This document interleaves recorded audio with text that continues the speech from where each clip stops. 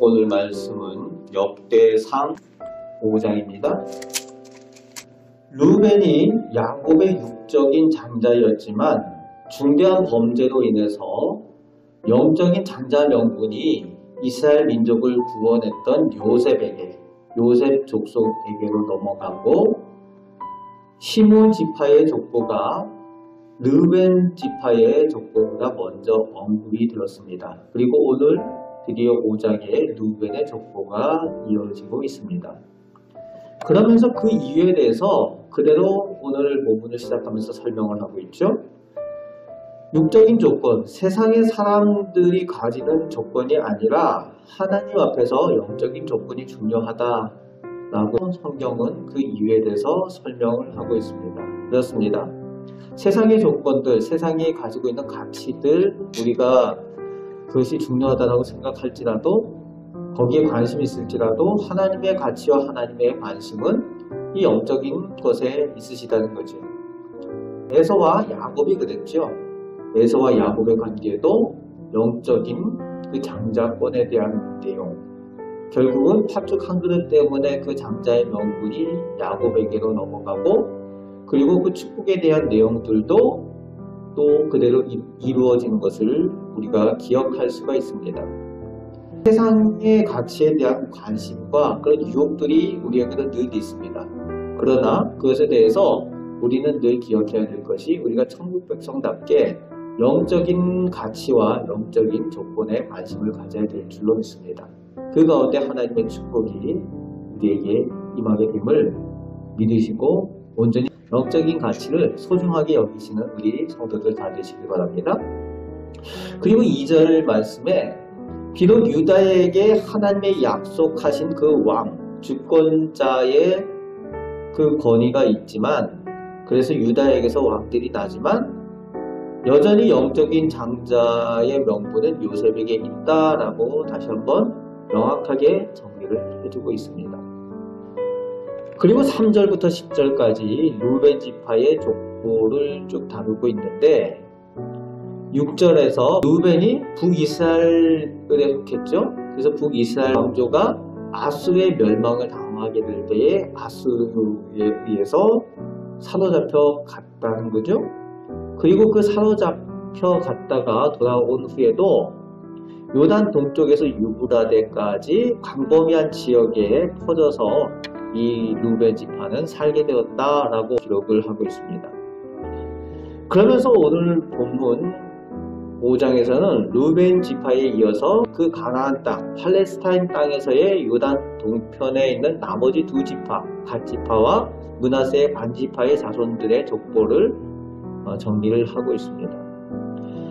그래서 르우벤 지파에 이어서 11절, 17절에서는 갓의 자손들의 족보를 기록을 하고 있습니다. 그리고 18절에서 22절까지는 요단 동편 지파들이 가나안 정복 전쟁을 하는 내용이 나옵니다.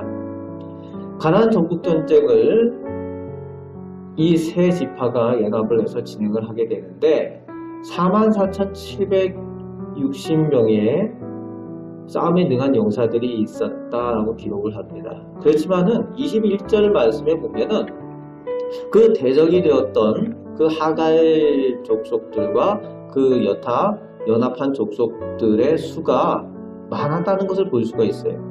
사로잡힌 사람이 10만 명이다. 그리고 죽임당한 사람은 더 많았다는 거죠. 그러니까 적어도 그 대적들의 그 군대의 수가 적어도 20만 이상이 되었을 거라는 거예요. 20-30만이 되었을 거라는 겁니다. 그런데 지금 르우벤 지파, 갓 지파, 므낫세 반 지파의 요단 동편에 그 싸움하는 사람들의 수는 44,760명이었다. 5만도 안 되는 숫자를 가지고 20만이 넘는 30만 가까이 되는 그런 군대와 맞서서 싸운다. 지금이야 뭐 무기가 좋아가지고서 그 인간 수에 그게 좌우가 되지 않지 않습니까? 별로? 근데 그 당시만 해도 결국은 머리수가 많은 것이 싸움이 유리하다는 거죠. 숫자로 봐서는 말 그대로 싸움이 안 되는 숫자예요. 그런데 하나님의 도우심을 입었다는 거죠. 그래서 전쟁에 승리했다라고 기록을 하고 있는 겁니다. 싸울 때에 하나님께 의뢰하고 부르짖고 그리고 하나님께서 응답하셨다라고 20절 말씀에 그 전쟁에서 승리하게 된 이유를 말씀하여 주고 있습니다. 상대가 안 되는 싸움이지만 하나님께서 함께 계시고 이기게 하시니까 하나님을 의지하고 전쟁을 하니까 승리케 하셨다라는 거죠. 그래서 22절 말씀에 이 싸움이 하나님께로 말미암았다라고 명확하게 기록을 해주고 계십니다. 오늘 우리도 이 세상을 살아가면서 영적인 전쟁에 승리할 수 있는 비결은 하나님께 의뢰하고 하나님께 부르짖을 때 가능한 줄 믿습니다. 우리의 힘으로 되는 것이 아니죠. 세상이 얼마나 악합니까? 순간 우리가 유혹에 넘어가고 순간 우리가 실패하는 우리들의 모습을 보게 되는 거죠. 그러나 오늘 전쟁에 승리했던 우리 이스라엘 자손들의 모습, 하나님께 의뢰하고 부르짖는 것이 그 비결이라는 겁니다. 오늘도 우리가 그 하나님의 도우심을 입어서 이 세상에서 영적인 전쟁에서 승리하며 살아가는 우리 성도들 되시길 바랍니다. 그리고 23절에서 26절까지 므낫세 반지파의 자손들에 대해서 기록을 하는데 24절 말씀에 보면은 용감하고 유명한 족장들이 있었다라고 기록을 합니다. 그런데 문제가 있어요. 하나님의 도우심을 받고 승리하고 그 땅에서 정복하고 있던 그 땅에 있었던 민족들을 쫓아냈잖아요. 그런데 믿음이 지속되지 못하는 것이 문제죠.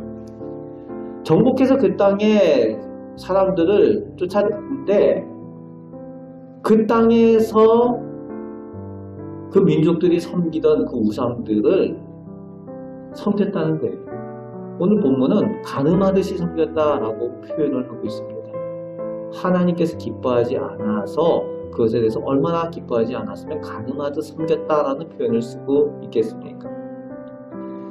그래서 그 결론이 하나님께서 기뻐하지 않은 모습으로 변절되었다는 거예요. 그래서 이 사람들을 하나님께서 아수르에게 넘겨주셨다라는 내용으로 오늘 본문은 마무리되고 있습니다. 우리가 변함없는 믿음, 하나님 앞에 한결같은 믿음으로 서 있는 것이 중요합니다. 우리의 믿음을 이 고난주간에도 돌아보시면서 우리의 첫사랑, 하나님을 향한 믿음이 온전한지 돌아보시고 점검하실 수 있는 시간이 되시길 바랍니다. 오늘 본문 가운데에 하나님께서 우리에게 주시는 여러 가지 내용들이 있지만 육적인 조건보다 영적인 가치가 중요하다라는 것을 가르쳐 주셨고요. 그리고 하나님의 도우심을 입고 하나님을 의뢰하고 부르짖을 때에 이 세상에서 영적인 전쟁에서 하나님께서 승리하게 하신다, 하나님께서 도우신다 라는 그 믿음을 가지고 오늘도 사시길 바랍니다. 그리고 한결같이 하나님을 향한 믿음, 그것을 소망하면서 살아가시는 우리 복된 성도들 되실 때에 오늘도 승리하며 살아가시게 될 줄로 믿습니다. 그런 천국 백성 되시는 우리 성도들 다 되시길 주님의 말씀으로 축복합니다. 아멘. 기도하겠습니다. 은혜가 풍성하신 아버지 하나님, 오늘도 저희들 살아갈 때에 끝없는 영적인 전쟁을 치르게 됩니다. 또 세상의 가치, 눈에 보이는 것들로 인해서 저희가 유혹을 받기도 하고 또 대적들의 이야기를 듣게도 되며 또 마귀가 저희를 넘어뜨리기 위하여 저희에게 다가올 때가 있습니다. 아버지 하나님, 저희가 하나님을 향하여 한결같은 믿음을 가지게 하시고 하나님께서 기뻐하시는 영적인 조건과 가치를 바라보는 천국 백성으로 살아가는 저희들 다 되게 하여 주옵소서. 오늘도 하나님을 의뢰하고 기도하며 승리하며 살아가는 저희들 되게 하여 주옵소서. 오늘도 기도할 때에 우리 교회와 가정을 위하여 기도할 때 하나님께서 좋은 것들로 응답하여 주옵소서. 감사를 드리오며 예수 그리스도의 이름으로 기도합나이다. 아멘.